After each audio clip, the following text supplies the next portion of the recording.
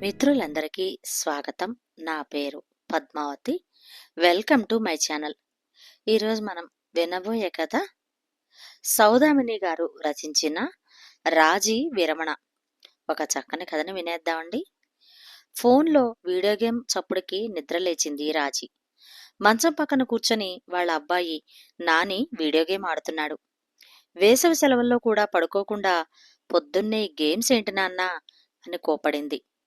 అంతే, నాని ఫోన్ వదిలేసి పడుకున్నాడు. నిజానికి రాజీకి రాత్రి చాలాసేపు వరకు నిద్రపట్టలేదు.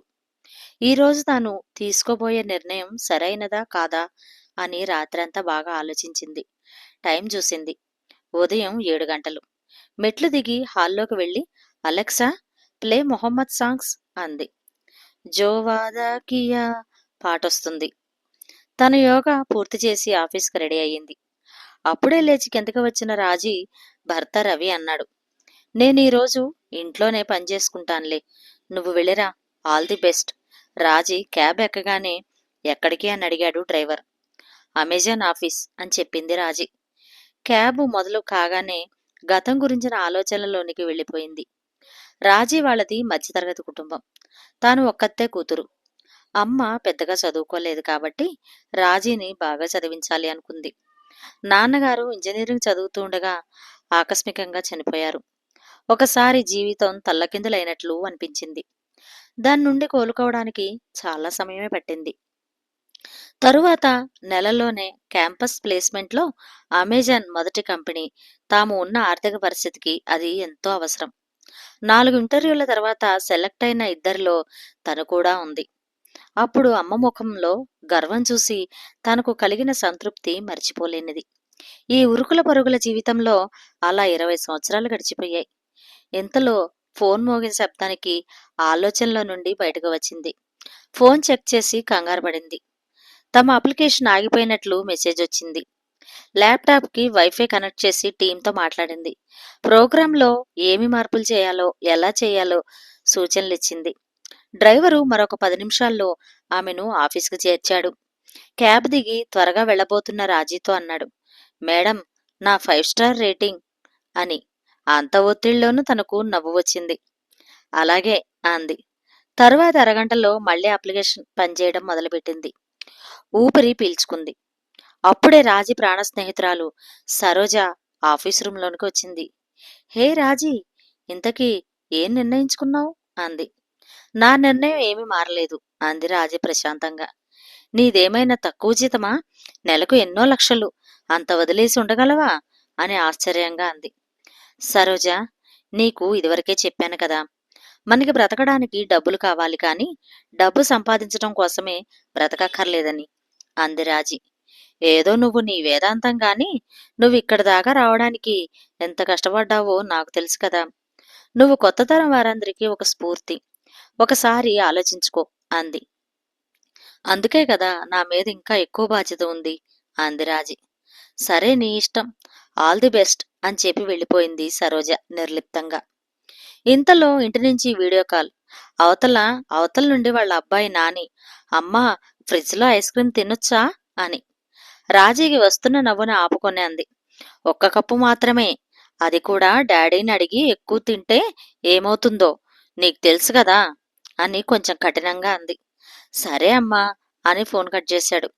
రాజీ కింద పనిచేసే ఐశ్వర్య ఆఫీసు బయట వేచి ఉన్నట్లు చూసింది. లోపలికి రా ఐశ్వర్య అంది కుర్చీలో కూర్చొని. మేడం, వచ్చే 6 నెలల్లో ప్రమోషన్ వచ్చే ఛాన్స్ ఉందా? కొంచెం సంశయంగా అంది ఐశ్వర్య. నీ అప్లికేషన్స్లో ఎలాంటి సమస్యలు రాకుండా చూసుకోవాలి అని చెప్పింది ఖచ్చితంగా రాజీ. ఇంక నుండి అప్లికేషన్లో కొత్త సమస్యలు రాకుండా ముందు చూపుతో చూసుకునే బాధ్యత నీది అని మెత్తగా చెప్పింది. అలాగే మేడం, తప్పకుండా. నా ఐడియాలన్నీ ఈ డాక్యుమెంట్లో రాశాను. ఒకసారి మీరు పరిశీలిస్తే బాగుంటుంది అంది ఐశ్వర్య.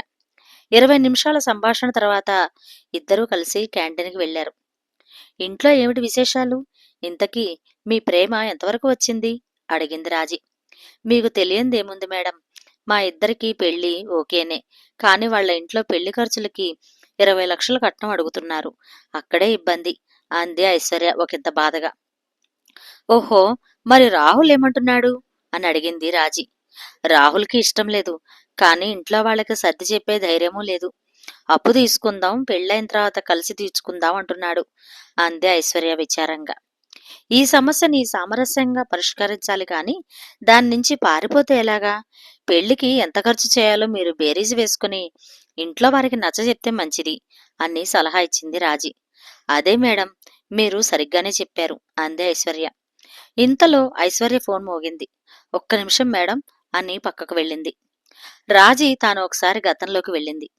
ఆఫీసులో జాయిన్ అయిన కొత్తల్లో రవి తన కొలీగ్ సీనియర్. రవి తెలివితేటలు, అమ్మాయిలకి రెస్పెక్ట్ ఇవ్వడం తనకి నచ్చేది. మొదటి 2 సంవత్సరాలు ఆఫీసు విషయాలు తప్ప పర్సనల్ విషయాలు ఎప్పుడూ మాట్లాడుకునేవారు కాదు. ఒకసారి ఆఫీస్ తరపున ఇంటర్వ్యూకి వెళ్ళినప్పుడు ఇద్దరూ కలిసి ఒకే విమానంలో ప్రయాణించారు.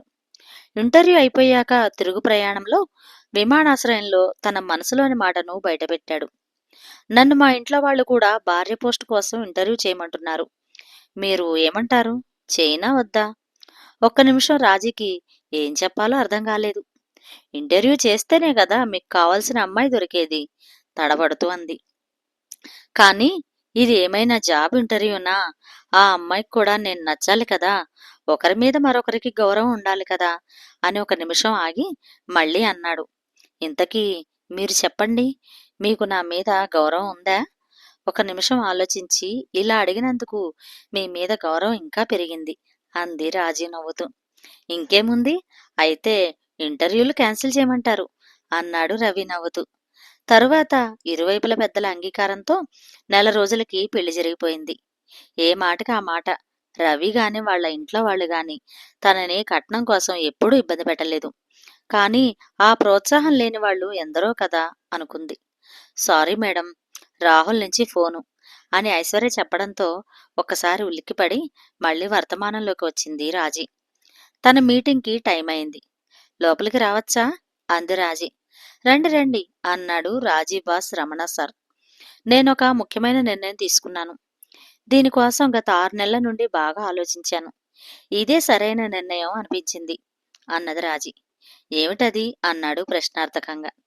దీనిని రాజీనామా అనాలో లేక విరమణ అనాలో తెలియదు కానీ నేను ఉద్యోగానికి సెలవు తీసుకుందాం అనుకుంటున్నాను అన్నది నెమ్మదిగా చెప్పింది రాజీ. వాట్? ఎందుకు? అన్నాడు రమణ ఒక్కసారిగా. సార్, ఈ కార్పొరేట్ ట్రైనింగ్స్ నుంచి మేమెంతో నేర్చుకున్నాం. ఒక లక్ష్యాన్ని నిర్దేశించుకోవటం, దానికోసం ప్రణాళిక వేసుకుని కష్టపడటం, అలాగే ఒక సమస్య వచ్చినప్పుడు దానిని విశ్లేషణ చేసి పరిష్కరించడం నేర్చుకున్నాం. ఇవే నైపుణ్యాలను వాడితే మన దేశంలో ఎన్నో ముఖ్యమైన సమస్యలు పరిష్కరించవచ్చు. దానివలన నాకు ఇంకా ఎక్కువ తృప్తి కలుగుతుందని నా అభిప్రాయం. మా ఆర్థిక స్థితికి ఇప్పటిదాకా సంపాదించిన దానితో జీవితాంతం మా అవసరాలు గడిపేయవచ్చు. అవసరాలకు మించి ఎంత సంపాదించినా తృప్తి ఉండదు. ఒక పక్క ఆర్థిక స్వాతంత్రం లేక రోజువారీ అవసరాలకి డబ్బు సరిపోక బాధపడుతున్న వాళ్ళు ఎందరో ఉన్నారు. ముఖ్యంగా ఆడవాళ్లు. వాళ్ళ ఆర్థిక స్తోమత పెంచితే ఎన్నో కుటుంబాలు బాగుపడతాయి. అందుకే వారికి ఆర్థిక సామర్థ్యాన్ని పెంచడానికి కావలసిన నైపుణ్యాలు పెంచడానికి, ఇంకా ఆ డబ్బుల్ని ప్రణాళికాబద్ధంగా పొదుపు చేయడం నేర్పడానికి కృషి చేయాలన్నది నా ఆశ, కోరిక. అందుకే కాలేజీ స్టూడెంట్స్ స్కిల్ డెవలప్మెంట్ కోసం ఒక ఎన్జిఓ స్థాపిస్తున్నాను అని ఒక నిమిషం ఆగింది. దీనికోసం మీరు ఉద్యోగం ఎందుకు మానేయడం? అవసరం ఉన్న వాళ్ళకి డబ్బులు పెట్టండి. పెట్టుబడిగా ఇచ్చి ఆర్థిక అవసరాలు తీరిస్తే సరిపోతుంది కదా అని అడిగాడు రమణ. సార్, మనం వారి అవసరాలని కొంతవరకే తీర్చగలం. అదే వారికి సంపాదించుకునే నైపుణ్యాలను ఇస్తే వారి జీవితాన్ని వారే సరిదిద్దుకోగలరు. మీకు తెలియంది కాదు, ఇదే ఫార్ములా మన స్వంత పిల్లలను కూడా వర్తిస్తుంది. ఒక్కసారి మనసులోని భారం అంతా దిగిపోయినట్లు అనిపించింది రాజీకి. మీరు ఈ మంచి ప్రయత్నం విజయవంతం కావాలని కోరుకుంటున్నాను అన్నాడు రమణ సౌమ్యంగా. మీకు all the best, but we miss you అన్నాడు రాజీపడ్డ రమణ. ఇంతటితో ఈ కథ సమాప్తం. ఈ కథ గనక మీకు నచ్చినట్లయితే షేర్ చేసి, లైక్ చేసి, సబ్స్క్రైబ్ చేసి నన్ను ఎంకరేజ్ చేయండి. ఎవ్వరూ సబ్స్క్రైబ్ చేసుకోవట్లేదు ఫ్రెండ్స్. సబ్స్క్రైబ్ చేసుకొని నన్ను ఎంకరేజ్ చేయండి. మరొక మంచి కథలో మళ్ళీ కలుస్తాను. Thank you. నమస్తే.